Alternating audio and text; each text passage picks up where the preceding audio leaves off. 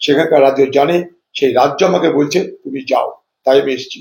আপনার কি যাওয়ার দরকার থাকলে রাজ্যের কাছে জেনে নেবেন, প্রত্যেকটা পরিযায়ী শ্রমিক কাল থেকে নিরাপদ হয়ে যাবে।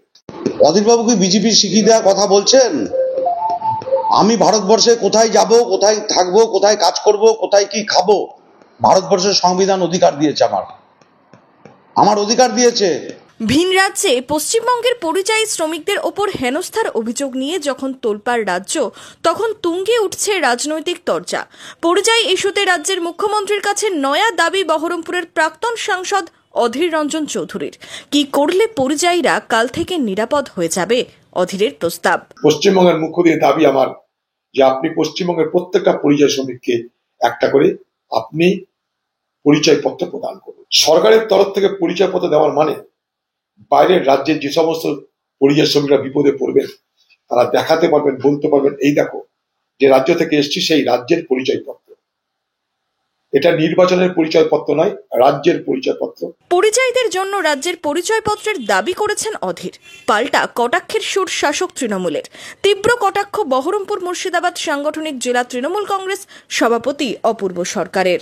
ভারতবর্ষের সরকার আপনারাই তো করিয়েছিলেন আধার কার্ড, আপনার সরকারই করিয়েছিল। বলে দেন সবাইকে, বিজেপির মতন আধার কার্ডের কোনো মূল্য নাই, ভোটার কার্ডের কোনো মূল্য নাই। বলুন বলুন আপনার নির্বাচন কমিশন করিয়েছিল। এখানে সরকারি পোর্টাল আছে, পোর্টালে এন্ট্রি আছে।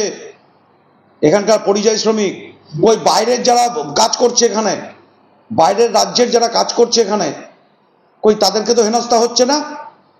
কই তাদের তো আমরা পরিচয়পত্র চাইছে না মমতা বন্দ্যোপাধ্যায় সরকার, তৃণমূল কংগ্রেস? বিজেপির বিরুদ্ধে কিছু না বলে আপনি জ্ঞান দেবেন না দয়া করে মুখ্যমন্ত্রী মমতা বন্দ্যোপাধ্যায়কে। তর্ক বিতর্কে চড়ছে রাজনীতির পারদ।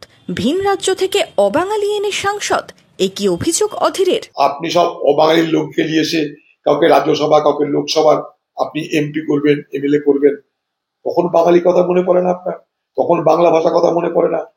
আজ নাটক করছেন 15 বছর পর পার্লামেন্টে যে আমাকে বাঙালিদের জন্য বাংলা ভাষার জন্য লড়তে হচ্ছে আপনাকে।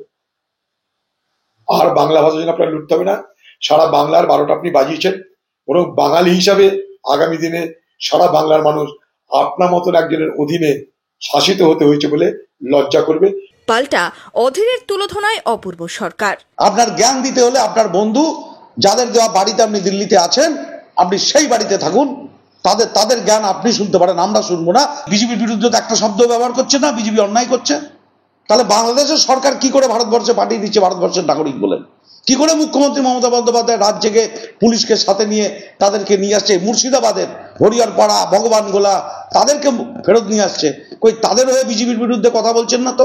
Bureau report, imagine community media.